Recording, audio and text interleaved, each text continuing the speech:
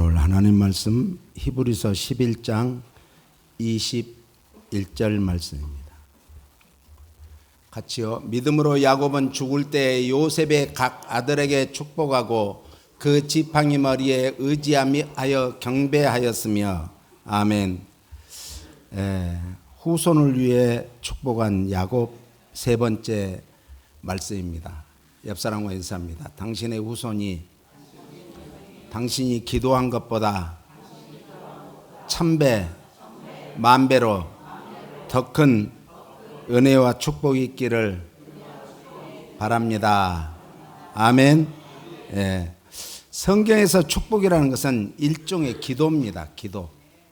그래서 하나님의 축복이 자신이나 그리고 다른 사람 그리고 공동체에 내리기를 기원하는 것이죠.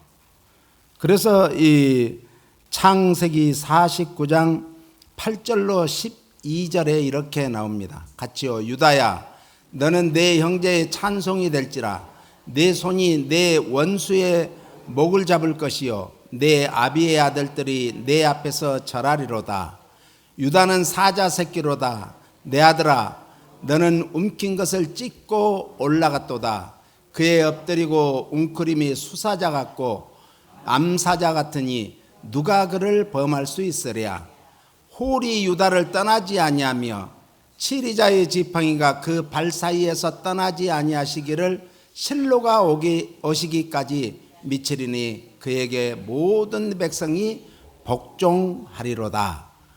그의 나귀를 포도나무에 매며 그 암나귀 새끼를 아름다운 포도나무에 맬 것이며 또 그 옷을 포도주에 빨며 그 복장을 포도즙에 빨리로다.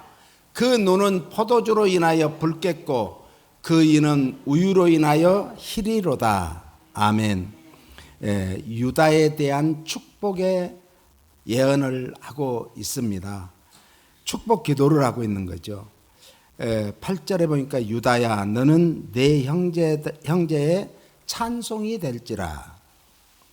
유다는 이제 르우벤, 시므온, 또 레이, 유다, 그러니까 12아들 중에 네 번째 아들인데 유다에게 제일 큰 축복을 하는 거예요.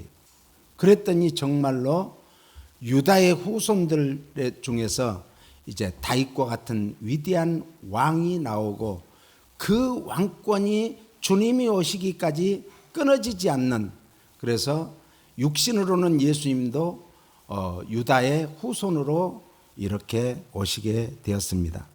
유다라는 이름의 뜻이 뭔가? 유다라는 뜻은 따라서 여호와를 찬송함.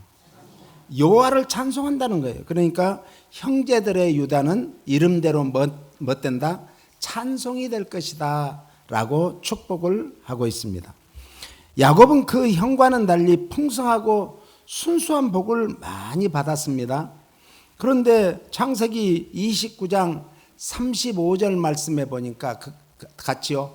그가 또 잉태하여 아들을 낳고 가로되 내가 이제는 여호와를 찬송하리로다 하고 이로 인하여 그가 그 이름을 유다라 하였고 그의 생산에 멈추었더라. 그러니까 유다는 그 이름의 뜻대로 찬양받을 만한 일을 했다, 이런 뜻이에요. 그러니까 오늘 우리가 찬양받을 만한 이름, 유다는 찬양을 여호와께 돌리는 그런 이름의 뜻이 있는데 유다 자신이 또한 찬양받을 만한 그런 일을 했다, 이런 뜻이에요. 그래서 창세기 37장 26절에 보니까 유다가 자기 형제에게 이르되 우리가 우리 동생을 죽이고 그의 피를 은이간들 무엇이 유익할까? 그러니까 형들이 지금 뭐라고 말하냐면은 이제 요셉이 색동옷을 입고 아버지의 심부름을 하러 온 거예요. 그래서 먹을 것도 싸가지고 오고 갖다 줬는데, 자, 우리가 저 요셉을 죽이자, 이렇게 한 거예요. 그러니까 유다가 우리가 피 흘려서 뭐 하겠는가? 차라리 이 유다를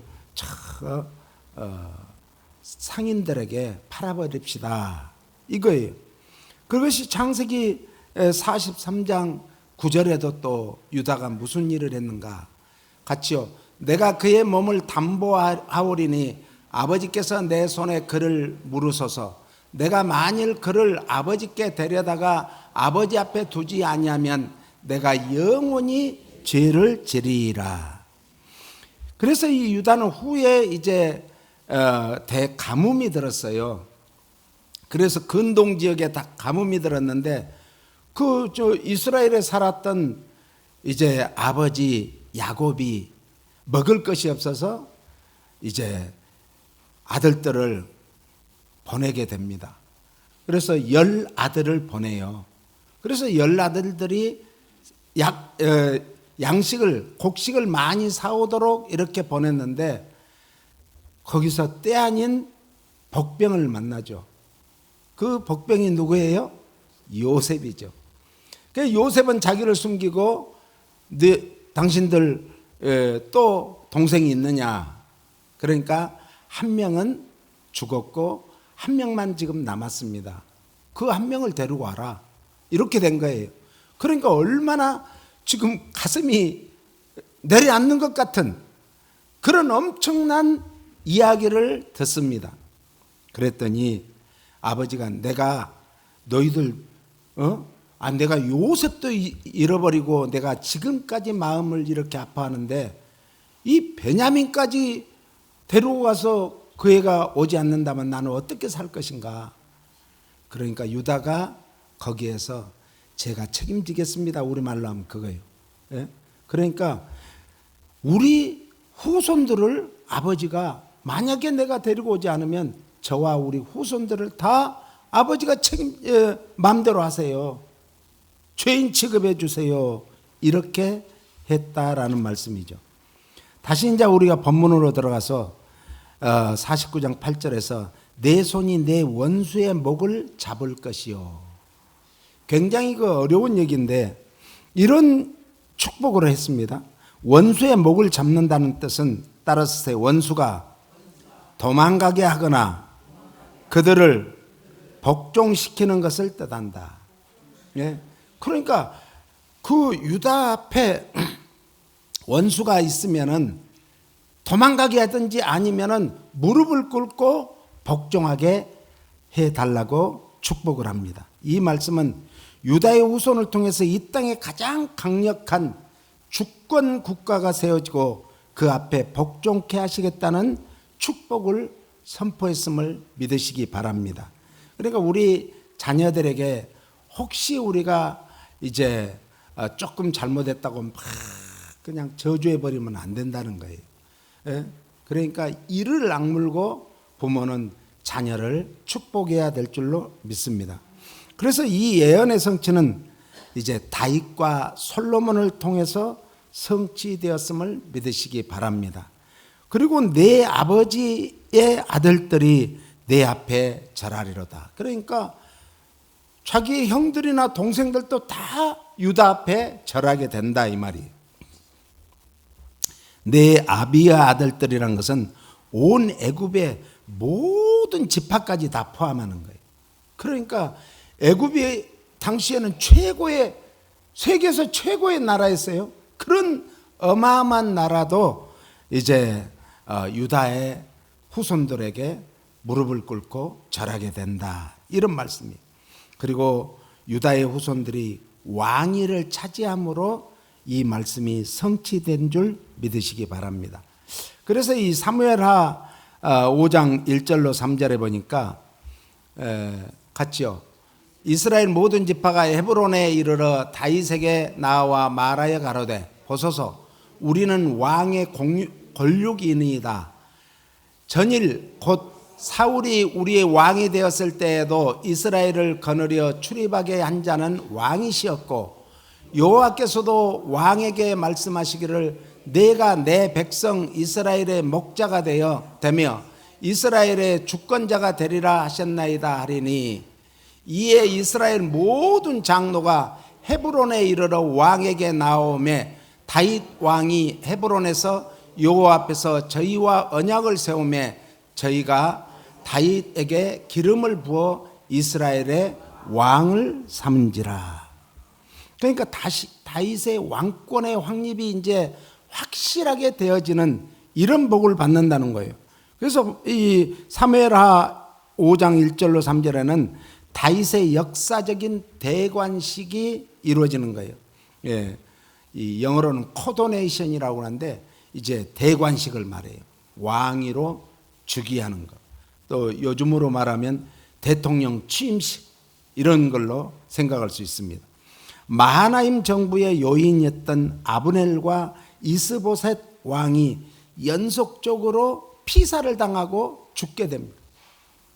그러니까 굉장히 지금 나라가 혼란스럽고 혼돈의 정말 소용돌이 속에서 이 모든 상황을 신앙적으로 다윗은 대처하게 됩니다. 그러니까 이 어려움을 당할수록 나라가 어려울 때일수록 하나님 앞에 기도해야 되고 또 개인적으로 가정적으로 어려움이 있을 때도 하나님 앞에 기도해야 되는 거예요. 이건 하나님만이 해결해 줄 수 있습니다 라는 신앙의 고백인 거예요. 그렇게 했던 다윗은 자연스럽게 전 이스라엘의 통치자로 부상하게 됩니다. 야, 다윗이 이렇게 신앙적으로 살려고 하니까 하나님께서 우리나라를 보호해 주셨구나, 이런 고백인 것이죠. 그리고 마침내 이스라엘 모든 장로가 이제 참석한 헤브론 총회에는 다윗을 왕으로 추대하게 되었다라는 말씀입니다. 그리고 창세기 49장 9절에 보니까 유다는 사자 새끼로다. 성경에서는 상대방을 제압하는 힘을 가진 존재를 비유하기 위해서 사자를 등장시키는 일이 많이 있습니다. 유다 지파의 다윗 왕이 수행한 정복 시대의 예언인 것이죠. 그래서 사무엘하 8장부터 1절부터 10장 9절까지에 대한 예언입니다. 사무엘서에 보면 이제 다윗 왕이 블레셋을 쳐서 항복시키고 블레셋이 이제 조공을 바치게 되는 거예요. 옛날에는 이제 우리나라도 일본에 이제 막 조공을 바쳤잖아요. 그래갖고 먹을 것도 제대로 두지 않고 굴량미로 다 빼앗아갔어요. 그리고 집집마다 그냥 가호를 이제 가가호를 이제 다니면서 그 집에 있는 숟가락, 젓가락, 밥그릇, 국그릇까지 다 빼앗아갔어요. 왜요? 옛날에는 그게 주물로 만들었잖아요. 그래서 그 주물을 가지고 구리죠. 그러니까요. 구리를 가지고 이제 포탄 피를 만들고 총알 피를 만들기 때문에 그렇게 빼앗아간 거예요. 그래서 대동아 전쟁에서 우리나라의 것도 다 갖다가 그렇게 한 거예요. 그러니까 심지어는 어디에다 감췄냐면은 두엄 있죠. 예? 두엄 속에다가 감추고, 그것도 이제 동네에서 밀정들이 있었어요. 밀정들이 어느 집은 농사를 얼마나 지니까 그 집에는 반드시 얼마가 있을 것이다. 그 집 산이 뒤에 어느 산이니까 집에 없으면 그 뒷산에 가서 한번 봐라. 그리고 그 집은 농사를 많이 하니까 두엄도 굉장히 크게 많을 것이다. 그 속을 봐라. 이렇게 된 거예요. 그러다 보니까 이제 거기에서도 이제 헤쳐서 빼앗아 가면은 또 먹을 게 없잖아요. 뒷산에다 몰래 이렇게 밤에 이제 일꾼들을 데리고 와서 땅을 파고 묻어놨는데 이제 최근에 판 땅은 금방 표시가 나잖아요. 그러니까 그걸로 이제 빼앗아 가고 이런 어려움이 있었어요. 나라가요, 잘 살아야지 나라가 못 살면은 그렇게 되는 거예요. 속국이 되면. 지금은 이렇게 직접적으로 러시아가 우크라이나를 쳐서 우크라이나를 먹으려고 하는 이런 것도 있지만 지금은 경제적인 속국이 얼마나 많아요. 그러니까 잘 살아야 돼요. 나라가 잘 살아야 우리가 태어날 때요, 나라를 잘 만나야 돼. 나라를. 예? 우리가 태어날 때만 해도 나라가 얼마나 못 살았어요. 세계에서 세 번째 안에 드는 못 사는 나라 중에 하나가 대한민국이었어요. 그런데요, 미국의 정말 포스터 사성 장군이 앞으로 이 대한민국은 반드시 세계가 깜짝 놀랄 정도로 그런 부흥하는 나라가 될 것이다 예언을 하고 한국을 지켜줬어요. 그랬더니 마침내 세계가 깜짝 놀라는 그런 기적의 역사가 일어났잖아요. 할렐루야. 우리 개인적인 삶도 마찬가지예요. 개인적으로도 맨날 꼼질하고 맨날 은행에서 이자 내다 판이 나면 되겠어요? 그렇게 하면 안 된다는 거죠. 그래서 이제 다윗 왕이 블레셋을 쳤고 항복시키고 조공을 바치게 하고 또 암몬 족속도 쳐서 굴복시키고 조공을 바치게 했던 거예요. 이처럼 다윗은 계속해서 승승장구하며 다윗 왕국의 나라가 창성하게 되었음을 믿으시기 바랍니다. 더 나아가서 유다 자손 중에서 메시아가 태어나는, 그래서 메시아가 이 땅에 오셔서 모든 악한 것들을 완전히 물리치고 유다를 그리고 이스라엘을 최고의 나라로 하나님이 회복시켜 준 줄 믿으시기 바랍니다. 계시록 5장 5절에도 보니까 같이요. 장로 중에 하나가 내게 말하되 울지 말라. 유대지파의 사자 다윗의 뿌리가 이기었으니 이 책과 그 7인을 떼시리라 하더라. 일곱 인의 이제 나팔 소리가 나면 사람들은 벌벌벌벌 떨고 큰일 났구나. 이제 이 마지막 때 이 환난을 어떻게 우리가 이길고 걱정할 필요가 없다 이거예요. 왜요? 이제 유다 지파의 사자 다윗의 뿌리가 이겼기 때문에 이 책과 그 7인을 떼도 걱정하지 말아라. 이런 말씀이에요. 메시아의 칭호를 예수 그리스도를 가리키는 것이 여기에서 사자라는 그런 표현을 썼습니다. 예수님이 이기고 또 이기더라. 오늘 우리는 예수님만 따라가면 예수님이 대장 되시니까 대장만 따라가면 되는 거예요. 그런데 오늘 우리가 무서워서 숨는다든지 도망가면은 죽게 되는 거죠. 그래서 예수 그리스도의 십자가의 죽음을 통해서 승리를 가리키는 것으로 이기었다 이렇게 말씀한 거예요. 이처럼 자기를 포기하고 죽을 때만 진정한 승리자가 될 수 있다는 그런 뜻입니다. 예수님은 돌아가셔야, 십자가에서 돌아가셔야 우리를 구원하시고 그리고 3일 만에 부활하시면서 모든 악한 사탄의 머리를 밟아버린 줄 믿으시기 바랍니다. 이러한 성경의 진리는 하나님을 믿는 믿음 안에서만 가능한 위대한 역설적인 말씀이죠. 그래서 창세기 49장 10절에 홀이 유다를 떠나지 아니하며 홀이란 것은 왕권을 상징하는데 지휘봉, 막대기, 권세를 사용해요. 지금은 이제 세계에서 이렇게 핵을 가진 나라들은 지난번에 이렇게 누구예요? 러시아의 푸틴이 이 우크라이나 전쟁을 할 때 어느 날은 뒤에 이제 비서가 가방을 들고 쫓아가는 모습을 봤죠. 이게 핵가방이래, 핵가방. 언제든지 명령만 거기서 누를 수 있는 핵가방을 가지고 다니는 거예요. 그래도 핵을 쓰지 못하는 이유는 자기도 죽어요. 핵을 쓰면 다 자기는 살고 다 죽을 것 같은데 자기도 죽는다는 거예요. 왜요? 지금 지구상에서 러시아가 핵을 제일 많이 갖고 있고 그 다음에 미국이 갖고 있다고 하지만 이 수소폭탄 한 개, 두 개면 지구는 멸망된다고 하잖아요. 그러니까 아무것도 아닌 거예요. 그런데 그걸 왜 자기를 위험에 자기의 권세를 나타내려고 가방을 가지고 다니는 것이죠. 그래서 이 왕은 공중집회 때 자신의 권위를 나타내기 위해서 항상 호를 가지고 다녔습니다. 군대에서 이 장군들이 오면은 이 지휘봉을 가지고 다닙니다. 지휘봉이 장군이든 지휘봉을 이제 주로 무엇으로 만드냐면은 이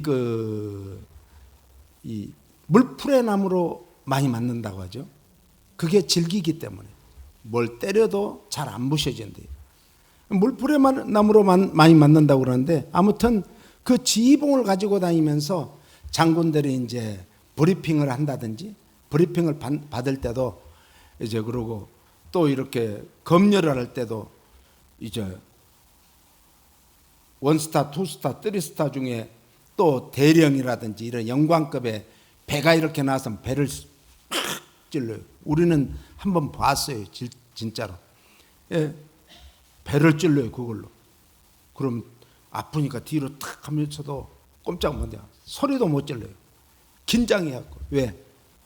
군인이 배 나왔으면 되냐 이거예요. 예? 미군들도요, 예, 군대에서 배가 나오고 체중이 무거워가지고 못 달리면요, 군대에서 내쫓아요. 그러니까 그 자기의 권위를 나타내는 것이 바로 홀이었던 것이, 이 연대로 유다의 후손인 다윗이 이제 이스라엘의 왕이 되었을 뿐만 아니라 후손에게 자자손손이 왕권이 끊어지지 않는 복을 받았어요. 이런 왕권의 복을 받기를 예수님 이름으로 축원합니다. 우리 풍성한교회 성도들, 우리의 후손들이 어디를 가든지 리더가 되고 머리가 될지언정 꼬리가 되지 않겠다고 했으니까 리더가 되는 복을 받아야 돼요. 들어가도 볼 받고 나가도 볼 받고 성에서도 볼 받고 들에서도 볼 받고 떡반죽 그릇이 볼 받고 외양의 새끼가 볼 받는 세계 모든 민족 위에 으뜸가는 복을 받기를 예수님 이름으로 축원합니다. 더욱이 그 후손에게서 만왕의 왕이신 예수 그리스도가 오셨음을 믿으시기 바랍니다. 여기에 보니까 치리자의 지팡이가 그 발 사이에서 떠나지 아니하시기를 실로가 오시기까지 미치리니 그에게 모든 백성이 복종하리로다.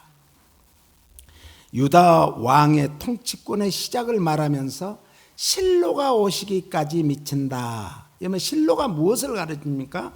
유다 지파를 통해 오실 메시아 예수 그리스도를 말씀해 주고 있습니다. 실로라는 뜻은 보냄을 받았다라는 거예요. 예수님은 하나님으로부터, 하늘로부터 이 땅에 하나님이 인간의 몸을 입고 이 땅에 보냄받은 귀한 우리의 구세주임을 믿으시기 바랍니다.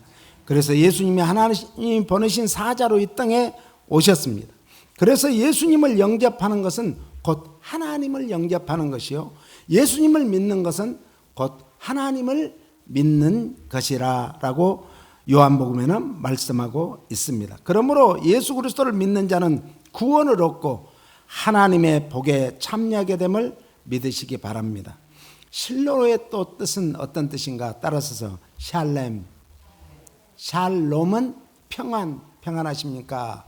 이스라엘 사람들은 아침 인사가 우리는 안녕하세요 이러는데 샬롬 이러죠. 이 샬렘이라는 것은 이제 따라서 평화, 평안, 안식 이런 뜻이에요. 그러니까 실로는 이 땅에 오셔서 우리에게 평화와 안식을 주시는 자로 오셨다는 그런 말씀입니다. 진정으로 예수님은 평화의 왕, 만왕의 왕으로 이 땅에 오셨습니다. 예수님은 생명을 주시기 위해서 이 땅에 오신 거예요. 왜요? 우리 모두는 영적으로 다 죽은 거예요. 그래서 사람이요, 원래 하나님이 우리를 창조할 때는 영원히 하나님과 똑같이 살 수 있는 그런 복을 받았는데, 죄를 지으면 죄값은 뭐이다? 사망이에요, 사망. 그래서 죄를 지으면 죽는다. 그래서 우리는 뭐예요? 죄인이 된 거예요. 그래서 죄인은, 죄란 것은 한문으로 보면 이제 그물망자에 안일비자예요. 그물에 걸리지 않는. 그러니까 예수님이 제자들을 부를 때도 너희는 사람 낚는 어부가 되어라. 그러니까 오늘 우리는 하나님의 말씀을 믿으면은 그물에 걸리는 거예요. 말씀이 그물이에요. 그래서 우리는 이 세상이 뭐라고 표현하죠? 세상을 바다로 표현해요. 광야로 표현해요. 우리는 망망한 대해를 갈 때 거기에 그물을 놔서 걸리는 고기만 잡지 걸리지 않는 고기가 훨씬 많아도 못 잡는 거예요. 오늘 여러분들은 예수님의 말씀의 그물에 걸렸기 때문에 오늘 이 자리에 앉아 계심을 믿으시기 바랍니다. 이것이 최고의 은혜고 축복이에요. 그래서 옆 사람에게 당신은 하나님께 감사하시기를 바랍니다. 왜냐하면 예수님의 말씀에 그물에 걸린 귀한 고기입니다. 얼마나 감사해요. 우리 교회가 요한복음 10장 10절 말씀에 보면 같죠. 도적이 오는 것은 도적질하고 죽이고 멸망시키려는 것뿐이요 내가 온 것은 양으로 생명을 얻게 하고 더 풍성히 얻게 하려는 것이라. 우리 교회의 이름이 여기에서 나온 거예요. 풍성한 교회. 어느 날 교회에 우리가 원래는 풍성한 교회 아니었어요. 이제 개척을 할 때는 LA 동쪽에다 개척했기 때문에 동부 한인 장로교회라고 했어요. LA 동쪽이라 해야죠. 그랬는데 어느 날 기도를 하는데 이 은혜 한인 기도원에 가서 은혜 기도원에 가서 기도를 하는데 우리 이제 교육자들 우리 그때 김경규 목사님 또 한은혜 전도사님 이민정 목사님 그리고 이제 여러 식구들이 갔어요. 그래가지고 기도를 하는데 우리 교회 이름을 아무래도 바꿔야 되겠는데 이름들을 받아라. 하나님이 주시는 이름을. 그래서 제가 이제 기도하다가 그 주시는 이름을 너는 풍성한 목회를 해라. 그러는 거예요. 아, 풍성한 교회로 바꾸라는 것이구나. 그리고 이제 우리가 교육자끼리 모여가지고 이제 그 얘기를 했어요. 그래가지고 어떤 영어로는 어떻게 해야 되겠냐 하고 물으니까 김경교 목사님이 한글 이름대로 풍성한으로 합시다. 그래. 아니다. 내가 기도하는데 영어 이름으로 해라. 어번던트 처치로 합시다. 내가 그러니까 아니다. 우리는 선교하기 위한 교회, 선교교회. 그래서 한글로는 풍성한 교회지만 영어로는 풍성한 선교교회가 정확한 말씀입니다. 그래서 우리는 선교를 해야 돼. 교회의 존재 목적이 뭐예요? 선교해야죠, 선교. 선교를 안 하려면 교회가 존재 목적이 없는 거예요. 예수님도 이 땅에 선교사로 오신 거예요. 선교라는 것은 어디서부터 해야 되는가? 제가 늘 얘기하죠. 우리 칼빈 선생님이 뭐라고 했는가? 선교는 내 가정부터 시작이라. 가정에서부터. 우리 가정에서 예수 안 믿는 이제 부모님이나 자녀들이 있으면은 그 먼저 믿게 해야 되고 또 그 가정에서부터 자꾸 퍼져야 되는 거예요. 이웃으로 그리고 나라와 민족과 족속과 방과 열방으로 퍼져야 된다는 거예요. 그래서 이 초대교회 당시에는 이 땅끝이 어디 있는가? 예루살렘과 온 유대와 사마리아와 땅끝까지 이르러 내 증인이 되라 그랬잖아요. 땅끝을 어디로 봤는가? 사도 바울은 어디로 봤어요? 스페인으로 봤습니다. 스페인. 거기가 땅끝인 줄 알았어. 그런데 영적으로는 땅끝이 어딜까요? 우리의 심령이 땅끝이.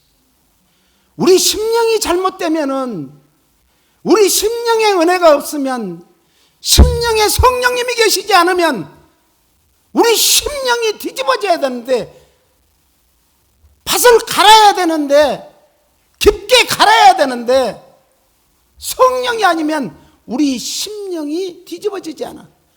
그래서 이 마지막 때는 성령 받아야 된다는 말씀입니다. 오늘 우리가 성령 받지 않으면 신앙생활에도 밋밋해. 맛이 없어. 재미가 없어. 그런데 성령을 받으면 설거지해도 감사하고, 일을 해도 감사하고, 운전을 해도 감사하고, 기쁘고, 나의 죄를 씻기는 예수의 피밖에 없네, 막 이러면서 하는 거예요. 제가 간증을 또 하나 해야 되겠네. 우리 친구 누나가 이 서울로 이제 큰, 거기는 부잣집이니까 그 당시에 우리나라에서 제일 큰 백화점 회장집이에요. 중고등학교가 서울에 7군데나 있는 거예요. 그리고 뭐 서울에서 제일 아주 명동에 1번지에 그 백화점이 있었어요. 그 이름이 코스모스 백화점. 그 집에 초등학교 5학년 때 이제 졸업도 안 타고 뭘로 갔어요? 예. 요즘 말하면은 이 가사 도우미. 예. 그것도 이제 나이 든 사람이 있으니까 애기로 이제 심부름꾼으로 가서 안 돼. 매일 그렇게 힘들게 시키고 해도 애기가, 애기 아니에요. 지금 국민학교 6학년짜리가. 그런데 뭐가 기쁜지 애가 그냥 걸레질을 하고 설거지를 하면서도 기쁘게 막 뭐 찬송인데 그 사람들이 볼 때는 찬송이 뭔지도 모르니까 찬송가를 부르는 거예요. 쟤는 뭐가 좋아서 저럴까? 어느 날 밤에 물 마시러 갔는데 아니 이 주방 한쪽에서 무슨 소리가 나서 가만히 들으니까 그 애가 기도를 하는 거예요. 눈물로 기도하는 거예요. 야, 자기 엄마 동생들을 못 봐서 이제 이렇게 울면서 기도하는구나. 그러고 가만히 들어보니까 자기 집 기도하는 게 아니라 자기 남편, 그리고 그 사모님, 그 자녀들 회사를 위해서 기도하던 거예요. 깜짝 놀란 거예요. 도대체 교회가 뭘까? 내일은 얘한테 소원을 하나 물어보면 고향에를 보내줘야 되겠다. 잠깐 갔다 오라고. 이렇게 해서 고향을 가고 싶겠구나 하고 했는데 너 소원이 뭐니? 그러니까 말해도 돼요. 그렇다. 사장님, 저 회장님 사모님이랑 다 예수 믿으면 좋겠어요. 나를 데리고 교회 가면 좋겠어요. 아기가 얼마나 기특합니까? 그래서 그 주일에 이제 기사 보고 오라게 해가지고 같이 타고 간 거예요. 그런데 자기는 들어가기가 그러니까 교회만 태워다 주고 집에 오고 또 기사 보고 가서 태우고 오라고 이렇게 됐는데 어느 날은 그 다음 주에는 가만히 생각해 보니까 얘가 뭔가 있구나. 뭔가 있는 거예요. 그러니까 그렇지. 그래서 오늘만 딱 한 번 들어가서 이제 어떻게 하는가 보고 오자. 그랬더니 그날 성령님이 뒤집어 버린 거예요. 그때부터 예수 믿기 시작한 거예요. 그 가정이. 할렐루야. 꼭 누구 같냐? 이 나만 장군이 이제 문둥병이 걸려가지고 자기 집에서 일하던 그 정말 이스라엘 소녀가 우리나라에 가면은 엘리야 선생님이 계시는데 가서 얘기하면은 다 나아요. 못 낫는 병이 없어요. 그러니까 안 갈라 간 거예요. 그래도 이제 한번 가보자고. 그런데 문도 안 열어줘요. 대문도 안 열어줘요. 그러면서 요단강에 가서 7번 씻으세요. 괘씸해갖고 막 화가 나가지고 저걸 쳐 죽일까 하다가 밑에 부하들이 한번 그래도 여기까지 오셨는데 한번 해보세요. 당시에 문둥병은요 고칠 재간이 없고 저주의 병이었어요. 그러니까 했는데 아니 거기에서 가서 7번째 나오니까 깨끗해진 거예요. 할렐루야. 그거하고 똑같아. 그래서 참 감사해가지고 그때부터는 미친 거예요. 예수에 미친 거예요. 그 가족이. 그래가지고 예수님을 잘 믿게 되었다는 거 아닙니까? 오늘 그러므로 만약에 오늘 우리는 예수님을 믿음으로 영육간의 삶이 풍성해졌음을 감사하시기 바랍니다. 만약에 예수님께서 우리의 심령에 우리의 가정에 오시지 않았다면, 만약에 예수님이 이 세상에 오시지 않았다면 우리의 심령은 어떻게 되었겠습니까? 얼마나 공고한 자리에 떨어질 것입니까? 불안과 초조와 근심과 걱정이 끊이지 않는 그 고난 속에 살지 않았을까요?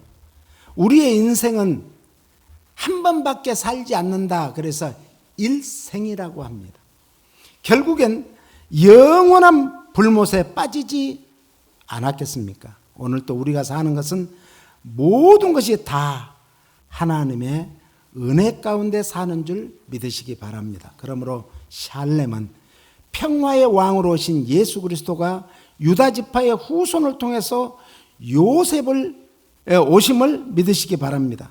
그래서 49장 11절에 보니까, 창세기 49장 11절에 보면 나귀를 포도나무에 매며, 그의 나귀를 포도나무에 맨다. 히브리 사람들은 평안한 때, 이 평화의 시기에는 나귀를 타고, 나귀는 평화의 상징이었어요. 그래서 예수님이 예루살렘 입성할 때도 그 왕으로, 만왕의 왕으로 입성하니까 백마를 타고 얼마나 멋진 폼을 잡아야 되는데, 나귀, 그것도 삐약삐약하는 새끼를 타고 들어가셨다. 이것은 예수님이 평화의 왕으로 오셨다는 것을 증명해 주고 있습니다. 그래서 이제 히브리 사람들은 나귀를 타고 여행을 했습니다. 주로 나귀는 잡목에 그래서 메어두게 되었죠. 오늘 그래서 창세기 49장 11절은 장차 비호강 가나안 땅에서 포도나무가 너무 흔하게 돼가지고, 당시에 포도나무가 이 가나안 땅에서 있다는 것은 어마어마한 축복이고, 포도나무가 있으면 부자였어요. 부자 중에 부자. 옛날에 한국에서 밀감나무 제주도에 한 그루만 있어도 대학교까지 보낸다는 거예요. 대학교까지 학생을. 그 정도로 밀감이 아무나 못 먹었어요. 귤 아무나 못 먹었어요. 그냥 어떤 특별한 시기에 몇 개 사가지고 이렇게 먹지 못 먹었습니다. 그렇듯이 이스라엘에는 포도를 따서 그 즙을 통해서, 왜 그러면 거기 이 중동 지역 그쪽은 다 전부 석회석해 가지고 물을 못 먹어요. 물을. 그러니까 물을 못 먹으니까 포도를 담궈 가지고 그 포도주로 한 모금 한 모금 이렇게 먹었던 거예요. 그래서 이제 얼마나 비 오겠으면 가나안 땅에 포도나무가 흔하게 되어 가지고 나귀를 포도나무에 메어둘 정도로 축복을 받게 된다. 이런 말씀입니다. 이토록 유다에게 풍성한 복과 번영할 복을 축복하고 있는 것입니다. 그리하여 유다는 4번째 아들임에도 불구하고 12아들 중에 장자의 복을 받았습니다. 우리 풍성한 교회 성도님들이 이제 이 땅에서도 장자권의 복을 받기를 예수님 이름으로 축원합니다. 우리의 후손들이 장자권의 복을 받기를 예수님 이름으로 축원합니다. 그래서 그 옷을 빨며 포도주에 빨 것이다. 그 복장을 포도주에 빨리로다 라고 축복을 합니다. 성경에서 말하는 축복은 영적인 복뿐만 아니라 물질적인 복까지도 다 포함되는 줄 믿으시기 바랍니다. 그러므로 우리 성도들은 신앙을 핑계로 경제 생활을 이제 등한시해도 안 되고 게을러도 안 돼요. 부지런해서 열심을 품고 엿새 동안 힘써 일하고 주일날은 하나님 앞에 예배 드리는 날, 하나님을 만나러 오시는 날인 줄 믿으시기 바랍니다. 어떤 사람은 물질은 악하다 그래요. 아니에요. 성경 어디에도 물질이 악하다는 말은 없어요. 물질이 악하다는 생각도 버리시기를 예수님 이름으로 축원합니다. 데살로니가전서 4장 11절을 봅니다. 같이요. 또 너희에게 명한 것 같이 종용하여 자기 일을 하고 너희 손으로 일하기를 힘쓰라. 다른 사람의 손을 빌리는 게 아니라 자기 손으로 일하기를 힘쓰라. 그래서 성경에는 네 손이 하는 일마다 때마다 하나님이 복을 줘서 손으로 하는 일마다 때마다 축복이 되기를 예수님 이름으로 축원합니다. 유다에게 내려진 축복은 하나님의 구속사 가운데 중심 줄기로서 번성케 되는 것이 이제 야곱이 유다에게 축복한 내용입니다. 그래서 실제로 왕 중의 왕 예수 그리스도가 유다 가문을 통하여 오시지 않았습니까? 오늘 우리는 하나님이 주목하시고 하나님이 쓰시는 구속사의 정말 축복의 중심의 인물이 되시기를 예수님 이름으로 축원합니다. 축복의 중심이 되는 우리 성도님들의 가정 가문이 되시기를 예수님 이름으로 축복합니다. 이 귀한 복을 우리 자자손손에게 우리도 마음껏 축복하시기를 예수님 이름으로 축원합니다. 그렇습니다, 주님. 우리는 하나님이 심판권이 있지 우리가 심판권은 없습니다. 그러므로 우리는 축복권은 있습니다. 하나님이 주신 축복권을 가지고 마음껏 우리 가정과 가문과 후손을 축복하게 하시고 이 땅을 축복하게 하여 주시옵소서. 예수님 이름으로 기도합니다. 아멘.